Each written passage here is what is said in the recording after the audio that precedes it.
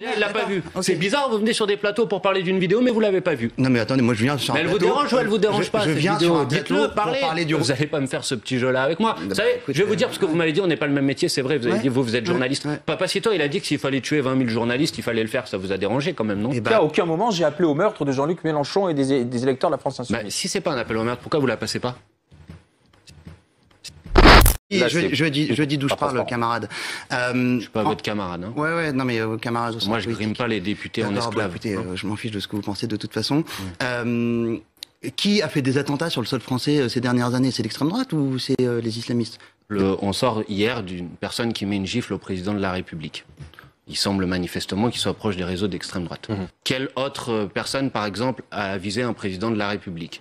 Monsieur Brunerie, c'était Monsieur Chirac, vous vous en rappelez, sur les Champs-Élysées. Il n'était pas proche des Black Blocs, je ne sais quoi. C'était un militant d'extrême droite. On est pris au général de Gaulle, je remonte un petit peu plus dans l'histoire. On était en plein contexte de la guerre d'Algérie aussi, c'était l'extrême droite anti-gaulliste et Monsieur, vous pouvez indépendance de l'Algérie. Essayer d'expliquer ce que vous voulez, mais ce mode d'action précis, qui est le mode d'action de l'agression physique d'un dirigeant politique, est un mode d'action qui, oui, appartient à l'extrême droite. Et encore une fois, c'est pour ça que je suis vif avec monsieur. Il va essayer de m'interrompre la parole. Mais quand un journal comme Valeurs Actuelles publie une caricature d'une députée de la Nation parce qu'elle est noire sous forme d'esclave, hein, c'est ce que vous avez fait, monsieur. Eh ben oui, je pense, par exemple, ça aussi, vous voyez que ça libère un petit peu la parole raciste dans notre pays. Et donc, c'est inacceptable. Et il faut un peu plus de fermeté aussi. Oui, parce que j'entends parfois dire que c'est nous qui aurions donné de l'audience à cette vidéo, mais c'est pas vrai. Au moment où on signale cette vidéo, elle a déjà 100 000 vues. Vous avez allumé un contre-feu, en fait, parce que Jean-Luc Mélenchon tenait des propos complètement complotistes et vous êtes complotiste, là. Vous pensez que j'ai créé cette vidéo pour faire un contre-feu? Non, je pense que vous avez... Alors, expliquez-moi, il fallait pas parler de cette vidéo. Je pense que vous avez mis la lumière sur cette vidéo pour allumer un contre-feu, pour masquer les propos complètement absurdes et complotistes. Il avait tenu le dimanche lors d'une interview à France Inter et à France Info. Elle vous aimait pas plus que ça, vous, cette vidéo? Comment? Elle ne vous aimait pas plus que ça?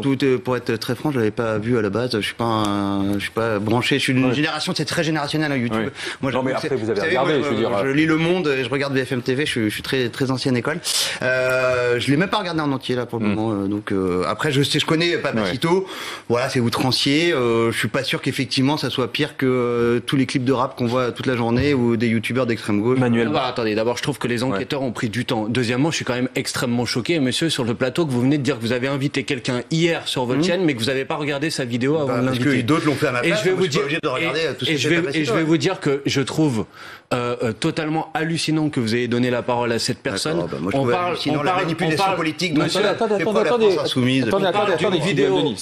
parle d'une vidéo où un électeur de la France Insoumise est grimé en mannequin, qu'il reçoit 7 ou 8 balles et ensuite une dizaine de coups de couteau. Alors peut-être que vous voulez pas la regarder, que ça ne vous intéresse pas, mais comprenez que des gens comme moi, ils aient pu être un petit peu choqués parce qu'ils se sont mis un peu. Alors que vous en faites, c'est ça.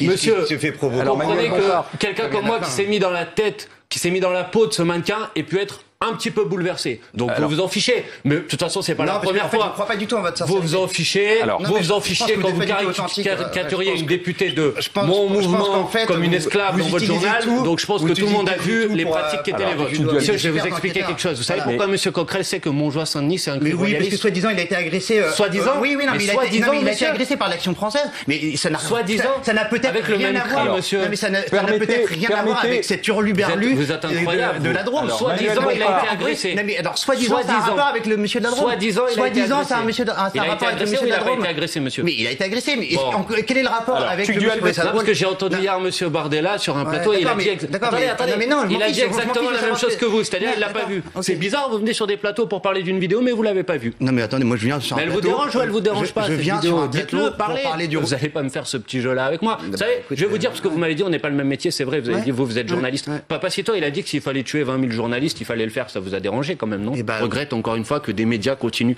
à donner la parole à cette individu. Mais ça, c'est la liberté de la presse. Non, la liberté de la presse ne justifie pas tout, et notamment pas le fait de donner la parole à des gens qui livrent à des provocations d'appels. Là, il s'explique, Papacito. Alors attendez, c'est vous qui en faites un espèce de héros. Alors, il se défend d'avoir fait un appel au meurtre. Il dit, j'ai été instrumentalisé par Jean-Luc Mélenchon, qui n'a pas regardé la vidéo en entier. À aucun moment, j'ai appelé au meurtre de Jean-Luc Mélenchon et des électeurs de la France Insoumise. Si c'est pas un appel au meurtre, pourquoi vous la passez pas?